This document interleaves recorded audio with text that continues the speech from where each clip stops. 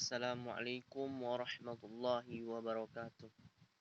Perkenalkan, nama saya Rivaldi Ramadan, NIM 2115060011. Ujian akhir semester mata kuliah PSSPI. Baiklah, saya akan menjawab pertanyaan nomor 1. Yang pertanyaannya itu ialah jelaskan sebab dan dampak terjadi serangan Mongol terhadap peradaban Islam. Oke. Jawab. Yaudah, saya akan menjawab pertanyaan soal nomor 1 tadi. Invasi Mongol ke wilayah Islam terjadi karena peristiwa Utrar 1218 Masehi. Peristiwa tersebut menyebabkan Mongol menyerbu ke Islam dan dapat menaklukkan Transoxania yang merupakan wilayah Khawarizmi. Ada dua dampak akibat terjadinya Baghdad jatuh ke Mongol, yaitu dampak positif dan dampak negatif. Oke. Jadi ada dua dampak, yaitu dampak negatif dan dampak positif. Oke, kita masuk ke dampak negatif. Dampak negatifnya, kehancuran tampak jelas di mana-mana diakibatkan serangan Mongol sejak wilayah timur hingga ke barat. Bangsa Mongol yang asal mulanya memeluk agama nenek moyang mereka lalu beralih memeluk agama Buddha. Rupanya mereka bersimpati kepada orang-orang Kristen yang bangkit kembali pada masa itu dan menghalang-halangi dakwah Islam di kalangan Mongol. Pembunuhan besar-besaran dan kerusakan kota di Baghdad. Timbullah penyakit tifus lantaran mayat-mayat yang bergelimpangan belum sempat dikebumikan. Oke, kita masuk ke dampak positifnya. Dampak positifnya ialah menyuruh kaum Kristen dan Yahudi untuk membayar jizyah dan memerintahkan mereka mencetak uang yang bercirikan Islam, melarang riba, menyuruh para pemimpinnya menggunakan sorban. Oke, itu tadi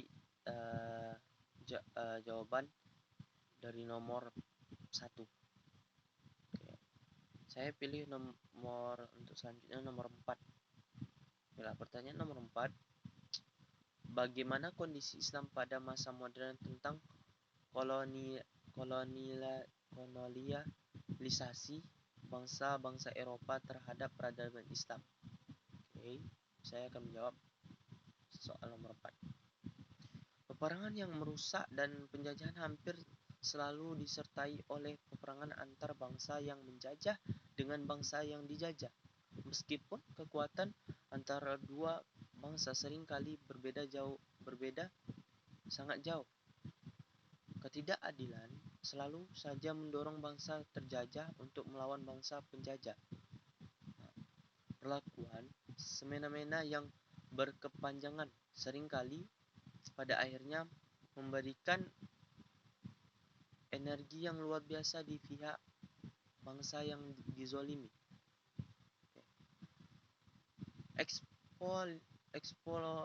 Eksploitasi sumber daya alam oleh bangsa penjajah selalu dilaksanakan untuk kepentingan mereka. Semua hasil bumi yang ada dioptimalkan penggunaannya untuk bangsa penjajah. Sebagian dari hasil dimanfaatkan di negeri jajahan. Sebagian besar lainnya diangkut menuju kampung halaman atau negeri bangsa penjajah. Itulah yang terjadi seperti dengan sumber daya alam Indonesia selama ini di bawah penjajahan Belanda merupakan hal yang sama juga terjadi dengan India di bawah penjajahan Inggris. Kemajuan Eropa pada masa kolonial sebagai besarnya dimodali dengan penghasilan yang diangkut dari negeri-negeri jajahan, maka jurang perbedaan ekonomi antara bangsa penjajahan dan bangsa terjajah setiap waktu terus semakin melebar. Bangsa penjajah hidup berpoya-poya, bangsa terjajah hidup melarat di negerinya sendiri. Aduh. Masyarakat bangsa penjajah jelas lebih maju dalam banyak aspek dibandingkan masyarakat bangsa terjajah. Hak-hak tertentu hanya didapatkan oleh anggota masyarakat bangsa penjajah. Penjajah pada umumnya mempromosikan budaya yang dibawanya dari Eropa dan menganggap rendah budaya tempat Kristen yang merupakan agama bangsa-bangsa Eropa. Negeri-negeri Muslim di Eropa membawa imbas tersebarnya agama meskipun mengalami Islamisasi untuk waktu yang lama. Kemudian di tempat lain banyak penganut Islam yang tetap bertahan di belahan dunia Islam lainnya. Penjajahan bangsa Eropa lah yang memperkenalkan agama Kristen. Kesimpulannya praktif. Penjajahan jelas merupakan sebuah tragedi kemanusiaan yang menimbulkan banyak sekali dampak negatif dalam semua bidang kehidupan jika disederhanakan. Akibat paling serius dari penjajahan adalah perendahan terhadap kemanusiaan melalui perilaku pemerasan, ketidakadilan, dan eksploitasi yang kemudian mematikan kebudayaan bangsa terjajah. Oke, tadi kan udah saya jelaskan tentang nomor 4. Saya sudah menjawab soal yang nomor 4. Kita masuk ke soal nomor 5. Oke, kita jawab soal nomor 5.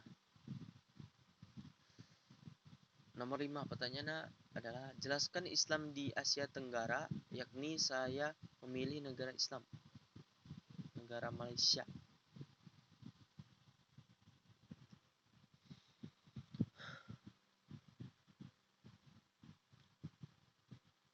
Islam di Malaysia mewakili oleh mazhab Syafi'i dari teologi dan jurisprudensi Sunni.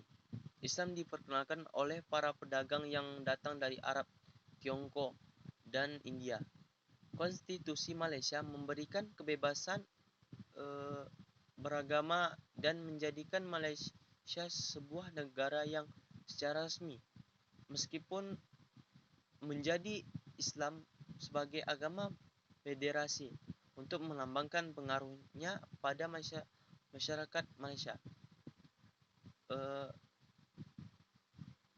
Pada umumnya, raja dipandang sebagai pertahanan dari kepercayaan tersebut di negara Malaysia. Islam menjadi agama mayoritas di Malaysia. Pada tahun 2013 terdapat sekitar 19,5 juta penduduk Muslim, atau lebih kurang 61-3% dari keseluruhan penduduk Malaysia. Berbagai hari libur seperti Maulid Nabi, berbagai hari libur Islam seperti Maulid Nabi Muhammad SAW ditetapkan sebagai hari libur nasional bersama dengan Natal, Tahun Baru Imlek, dan Fawal. Semua orang Melayu dipandang Muslim. Sebagian besar orang India Malaysia mengikuti Hindu, dengan sejumlah kecil mengikuti Kristen dan Muslim. Kristen adalah agama dominan bagi komunitas non-Melayu. Bumi Putra digolongkan secara resmi sebagai pengikut agama rakyat. Tambahan lagi, semua non-muslim yang menikahi muslim harus meninggalkan agama mereka dan beralih kepada Islam. Oke, itu saja yang bisa saya jawab dari tiga pertanyaan tadi, dari pertanyaan pertama, keempat, dan kelima. Kalau ada yang salah dari penjelasan saya minta maaf. Lebih dan kurang, saya mohon maaf. Wabillahi taufik wal hidayah. Wassalamualaikum warahmatullahi wabarakatuh.